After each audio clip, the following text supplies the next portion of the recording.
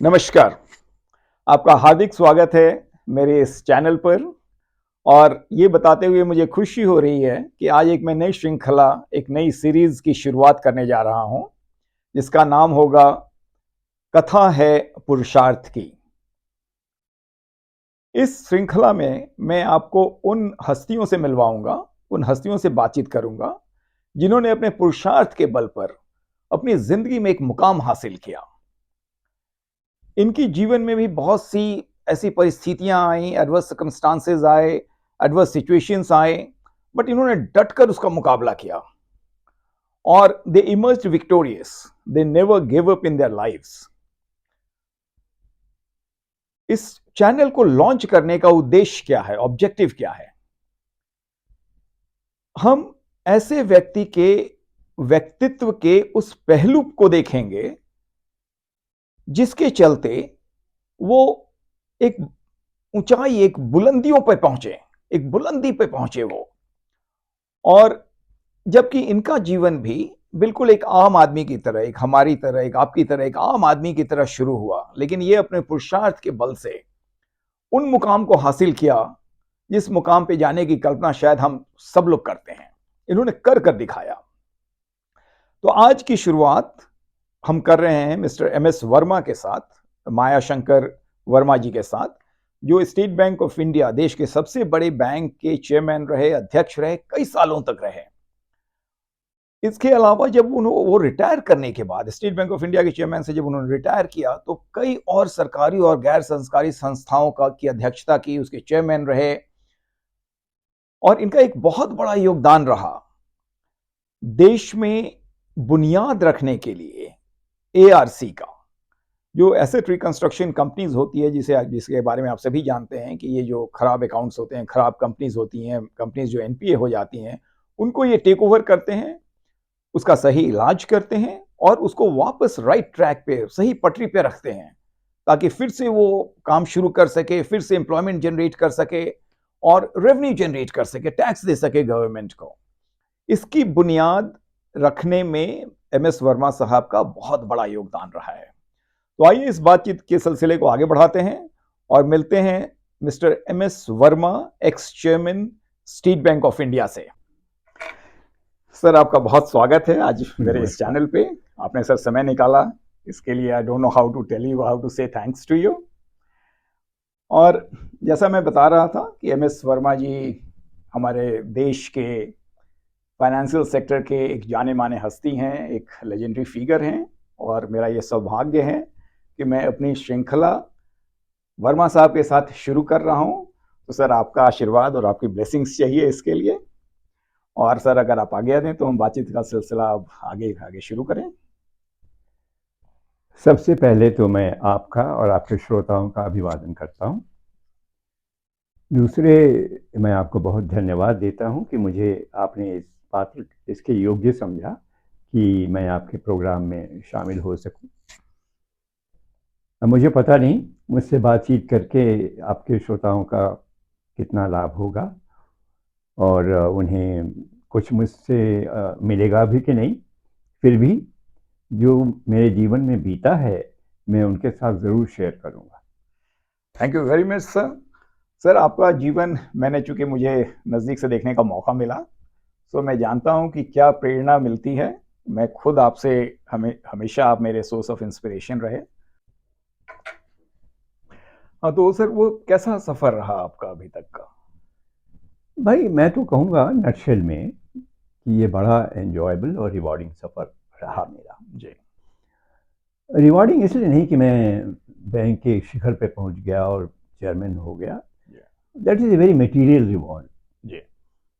जो विशेष रिवॉर्ड रहा वो ये कि मुझे सारे करियर में एक कंट्रीब्यूशन की और सक्सेस की अनुभूति होती रही। वंडरफुल। तो इसलिए ये बड़ा ही एंजॉयबल रहा और रिवार्डिंग इस हिसाब से रहा कि मुझको लगा हर समय कि मैं जो देश की इकोनॉमी ग्रो कर रही है या जो जिस एरिया में हूँ मैं, शायद मेरा विजन उसमें सारे देश का नहीं था, लेकिन जिस एरिया में हूँ मैं, जिस ब्रांच में काम कर रहा हूँ, जिस क्षेत्र में काम कर रहा हूँ, उसमें मैं कुछ न कुछ ऐड कर रहा हूँ। वंडरफुल। तो ये सबसे बड़ा रिवॉर्ड मुझे हमेशा लगा। तो ओवर टाइम मैंने अपने को बड़ा मोटिवेटेड फील किया। Wonderful sir, nothing like if you feel naturally motivated. तो सर, आप चेयरमैन बनने के पहले आप बैंक के कई सीनियर पोजीशंस पे रहे, देश में विदेश में भी। तो चेयरमैन को छोड़कर, उस पद को छोड़कर, कौन ऐसा पद सर, कौन ऐसा पोजीशन, कौन सा ऐसा असाइनमेंट आपके अनुसार बहुत चैलेंजिंग रहा, जिसमें बहुत तरह की चैलेंजेस आई, बहुत तरह की मुश्किलातें आई? वो क्या थी और कैसे आपने समाधान किया उनका? देखिए, कोई एक तो उसको अलग कर पाना तो बड़ा कठिन है। अच्छा। क्योंकि जब बैंक जिस रफ्तार से ग्रो कर रहा था जी। और उसमें इतने मल्टीफेरियस इश्यूज थे जी। कि किसी एक समय को बिल्कुल अलग से करना बड़ा कठिन है। फिर भी मैं समझता हूँ कि मेरी दो असाइनमेंट्स थी जिनमें मुझे काफ़ी मेहनत करनी पड़ी। अच्छा। एक तो कि मैं जब बहरीन में पोस्टेड हुआ जी।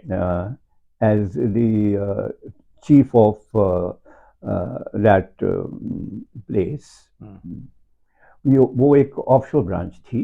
जी। और वहाँ से सारे मिडल ईस्ट में करीब करीब लीविंग ईरान हम लोग रीच करते थे। अच्छा। तो it was a very different kind of A situation, क्योंकि देश के बाहर और ख़ास करके ऐसी जगह पे जहाँ कल्चरली और फाइनेंशियली चीज़ें बहुत डिफरेंट थी। अच्छा, वो एक चैलेंजिंग असाइनमेंट नहीं, रहा मैं आपके बताऊँ लिए। आपको क्या हुआ उसमें ख़ास तौर पे। तो हम लोगों का, यानी स्टेट बैंक का, काफ़ी कुछ एडवांसेस पैसा लगा हुआ था कुवैत में।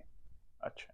और कुवैत में उस समय के उसका जो कैपिटल मार्केट ग्रो कर रहा था, मैं आपको बात बता रहा हूँ 1980s की, अर्ली 80s की। अच्छा। हाँ। एक नया कैपिटल मार्केट ग्रो कर रहा था, कुवैत की इकॉनमी भी बड़ी तेज़ी से ग्रो कर रही थी। तो बहुत से लोग आते थे ऑफशोर ब्रांच में एडवांसेस वगैरह लेने के लिए। बट हुआ ये कि उनकी रफ्तार इतनी तेज़ हो गई कि उनकी गाड़ी उलट गई। अच्छा। और वो कुवैत का जो कैपिटल मार्केट था वो बिल्कुल फेल कर गया जी। एकदम। और उसको सूक अल-मनाक कहते थे।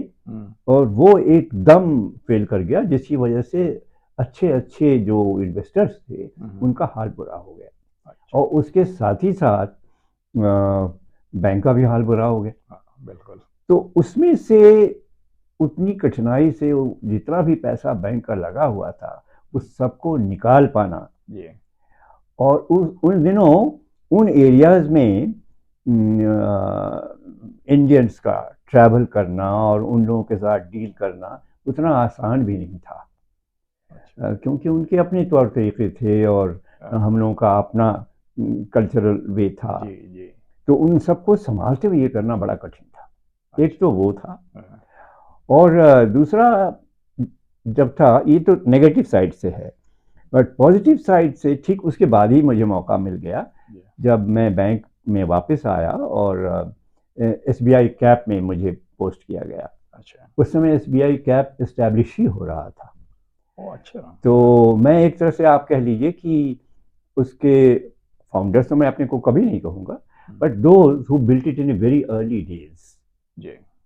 और तब मैंने फील किया कि कैपिटल मार्केट्स में कैसे ऑपरेट करना है, कैसे लोगों के लिए इन्वेस्टमेंट बैंकिंग करनी है, और कैसे अंत में एक नई धारा शुरू करीब जो प्राइवेट सेक्टर में या बैंकिंग सेक्टर में कैसे म्यूचुअल फंड चालू करना है। अच्छा, म्यूचुअल फंड की शुरुआत आपके समय ही हुई थी? जी हाँ। अच्छा, तो एसबीआई म्यूचुअल फंड आपका क्रिएशन, इट्स जी योर हाँ, बेबी एक बेसिकली। हद तक। अच्छा, वेरी नाइस। अच्छा, this is an information I didn't know this. अच्छा, बहुत अच्छा सर। तो ये सर आपका पहला इनिंग तो लगता है बड़ा रोचक रहा, उसके बाद आप जब स्टेट बैंक ऑफ इंडिया के चेयरमैन से रिटायर हुए, उसके बाद आपने सर क्या बहुत, जैसा मुझे मालूम है कि आप बहुत से असाइनमेंट्स आपने होल्ड किया उसके बाद, चेयरमैन से रिटायर करने के बाद। ये कौन से असाइनमेंट्स थे सर, और क्या क्या रोल था आपका उसमें? देखिए, मैं जीवन में रिटायर्ड शब्द को बहुत महत्व नहीं देता। जी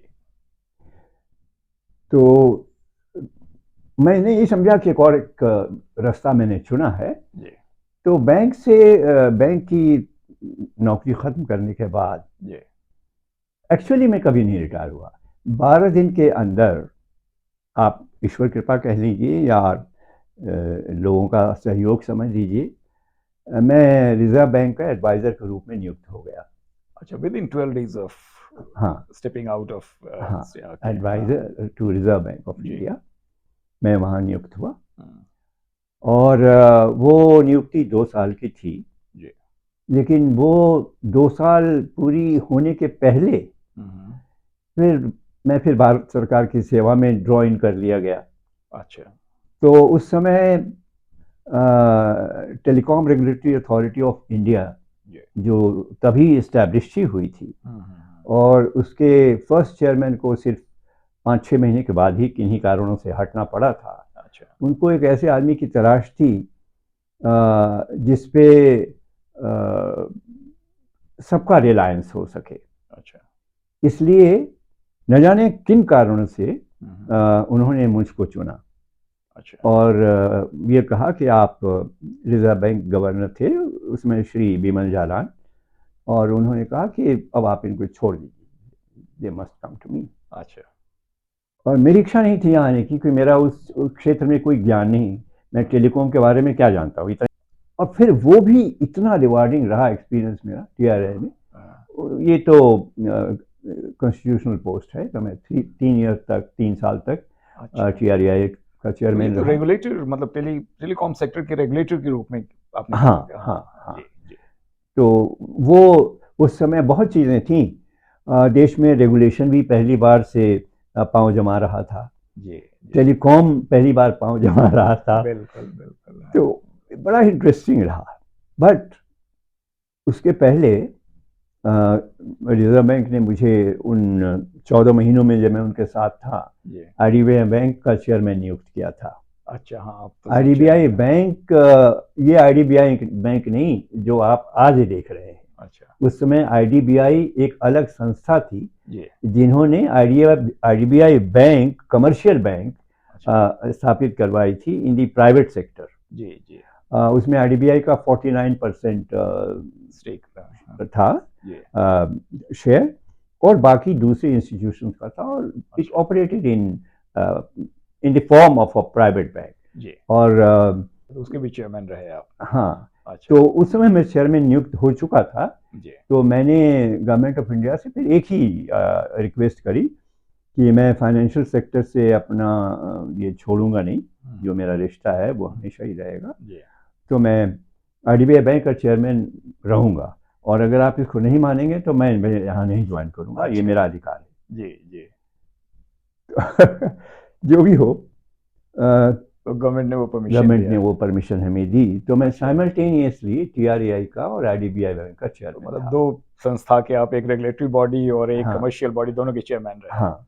और बड़े मैंने यही उनसे, ये मेरा ये था कि तर्क मेरा यही था कि इन दोनों में तो कोई आसमान ज़मीन का कोई मेल कहीं कोई नहीं है, कहीं नहीं, बिल्कुल कहीं कोई नहीं है। कनेक्शन नहीं है जी और वो फाइनेंशियल सेक्टर में है, ये टेलीकॉम सेक्टर में है। जी आईडीबीआई बैंक उस समय इतना छोटा था कि टेलीकॉम सेक्टर में कुछ पैसा लेना देना, बिल्कुल ये सब कुछ बिल्कुल सवाल ही नहीं उठता है। जी तो तो कहीं खैर, कॉन्फ्लिक्ट जो कुछ भी नहीं, जिन कारणों से कॉन्फ्लिक्ट भी है नहीं वो, रहा हाँ, कोई कॉन्फ्लिक्ट नहीं रहा कोई उसमें। कॉन्फ्लिक्ट नहीं रहा।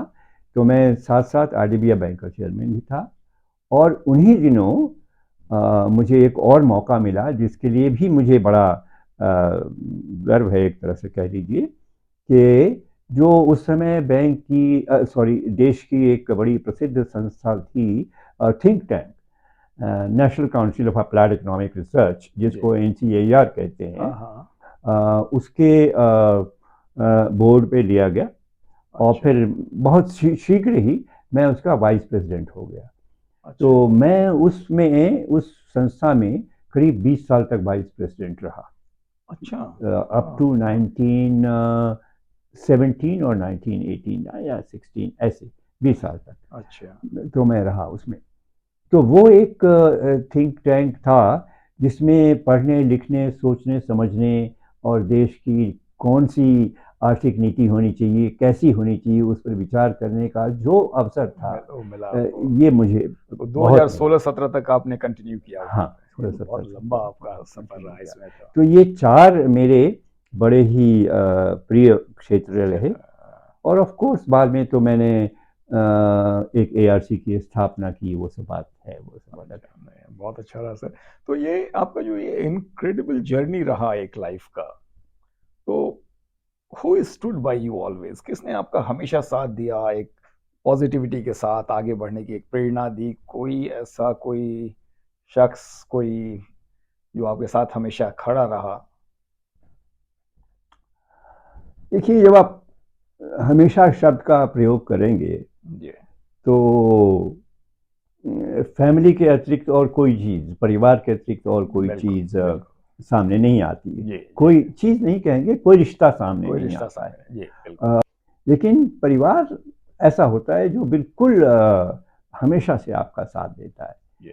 तो मैं इसमें कहूँगा कि मेरी पत्नी और मेरी 2 पुत्रियों का मेरे जीवन में जहाँ तक मैं पहुँचा उसमें बड़ा भारी सहयोग है। ये अच्छी और बात है जी। सबसे बड़ी बात है कि जो कुछ भी हुआ इन 40 क्यों कहूँ 50-55 सालों में, they have always been very undemanding. That's the और ग्रेट थिंग या। अब मैं कभी कभी सोचता हूँ कि शायद आई वॉज रॉन्ग, मैंने इतना अटेंशन उस ओर नहीं दिया जितना कि देना चाहिए था। तो सर इससे अब कभी आपके जीवन में आपको ऐसा लगा कि आपके इतने इम्पोर्टेंट असाइनमेंट्स आपने होल्ड किया, इतने इम्पोर्टेंट पोजीशंस पे रहे, गवर्नमेंट ऑफ इंडिया के रेगुलेटरी बॉडी के आप हेड रहे, चेयरमैन रहे, कई और संस्थाओं के चेयरमैन रहे, कि बिल्कुल एक आपके पैरों तले जमीन जो है वो खिसक गई और आप कुछ अकेले हो गए, कुछ असहाय से महसूस कर रहे हैं? कभी कोई जीवन में ऐसी स्थिति आई आपके, या कोई ऐसी स्थिति कभी नहीं आई? मैं ये कहूँगा, देखिए मैं जो कहने जा रहा हूँ जी उसको बड़बोलापन मत समझिएगा। जी। मैं ये कहूँगा कि मेरे लिए ऐसी परिस्थिति आई ही नहीं जीवन वो जीवन में आई में नहीं कभी। कि ज़मीन खिसक गई इसके नीचे से। इसके 2 कारण हैं। जी। पहला कारण ये है कि मुझे अपनी मेहनत पर विश्वास है। I believe in my ability to work hard. जी। और not only to work hard, the ability to work as much hard work is required. जितनी भी ज़रूरत हो, ब्यूटीफुल। 1 दिन लगे, 2 दिन लगे, 10 दिन लगे, अच्छा। मैं उसको करूँगा ज़रूर। वंडरफुल। एक तो ये है। जी।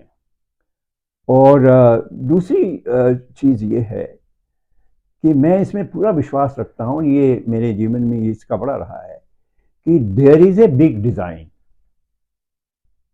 ये। There is a big design and I am completing that part. मेरा जो पार्ट है मेरा, अच्छा जी उसको जी कंप्लीट जी कर रहा हूँ। जी जी जी। और अगर the design is that I do it, I do it. बहुत सुंदर, बिल्कुल बहुत सुंदर। तो सर आप, इसे मुझे जहन में जो एक सवाल आ रहा है कि you led a very principled life, तो आपकी कभी कोई एक ऐसे मोड़ पे आप पहुंचे जहां आपको लगा कि आपको अपने प्रिंसिपल्स, आपके लाइफ के जो प्रिंसिपल्स हैं, आपके लाइफ के जो वैल्यूज हैं, वो कोई एक्सटर्नल फैक्टर के चलते, कुछ दबाव के चलते कुछ कॉम्प्रोमाइज करना पड़ा? वो ये कि मुझे मेरा ईश्वर में बड़ा विश्वास है। जी। और मुझे ये भी लगता है कि अगर मैंने सोच समझकर और अपनी क्षमता के भीतर कोई काम किया है या करने जा रहा हूँ, तो मुझे किसी भी प्रेशर की चिंता नहीं है। अच्छा। बट प्रेशर आया तो होगा सर आपके प्रेशर इसमें। तो देखिए, आप अगर किसी भी क्षेत्र में हो, जी। आप उस प्रेशर को फील करेंगे। वो प्रेशर चाहे एक्सटर्नल हो या इंटरनल हो, जी। दोनों होता है। हम्म। प्रेशर इंटरनल भी होता है। लेकिन अगर आप स्वयं में विश्वास रखते हैं और ईश्वर में आपकी श्रद्धा है जी। और आप ये मानते हैं कि you are a part of a big design, जी। तो आप कभी भी किसी प्रेशर से दबेंगे नहीं। बहुत ही अच्छा। तो मतलब कभी आपने कोई शॉर्टकट लिया ही नहीं, कोई शॉर्ट टर्म गेन की तरफ ध्यान ही नहीं दिया फिर? तो ये बड़ी अच्छी बात है सर। बहुत लोग सकम करते हैं प्रेशर के सामने, कभी झुक जाते हैं। तो ये एक खुद में एक आदर्श है सर। आप जैसा आपने बोला कि पता नहीं मैं क्या मैसेज दे पाऊंगा, ये अपने आप में एक बहुत बड़ा मैसेज है कि अगर आप सही रास्ते पे हैं, जिंदगी आप अपने वसूलों, अपने प्रिंसिपल्स, अपने वैल्यूज को लेकर चल रहे हैं, तो आपको झुकने की जरूरत नहीं पड़ेगी शायद। और अगर स्थितियां आई तो आप उसको संभाल भी लेंगे। तो इससे सर अगर आप आज के जो हमारे यंग फाइनेंस प्रोफेशनल्स हैं, बैंक्स बहुत बहुत बड़ा हो गया है banking industry. State bank of India आज वर्ल्ड के 100 बैंकों की, अगर बड़े बैंकों की, टॉप बैंकों की अगर हम सूची बनाएं, तो उसमें आज स्टेट बैंक 23वें स्थान पे खड़ा है। तो काफी sir lots of water have phloem into the Ganges. तो आप सर क्या संदेश देना चाहेंगे आपके जो यंग प्रोफेशनल्स हैं, जो बैंकर्स हैं, उनके लिए अगर आपको कोई मैसेज देना हो तो क्या होगा?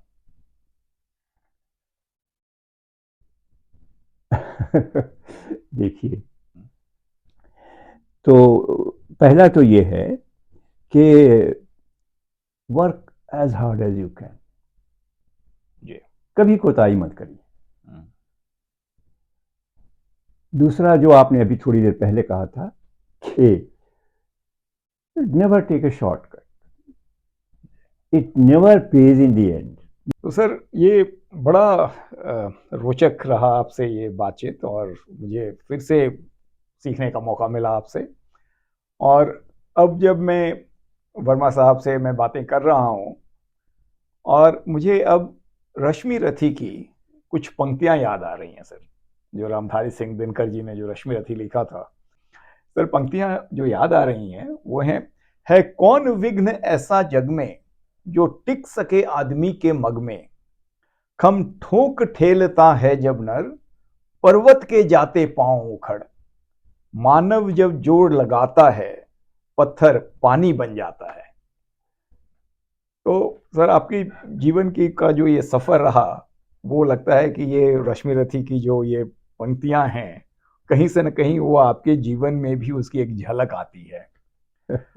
और आपसे तो सर बातचीत करने का सिलसिला मैं जारी रखना चाहता था, बट एक समय का कॉन्स्टेंट है, आपको भी अपनी दूसरी मीटिंग के लिए जाना है। व्यक्ति किसी खास हस्ती के साथ आपके साथ बैठूंगा और उनसे बातें करूंगा।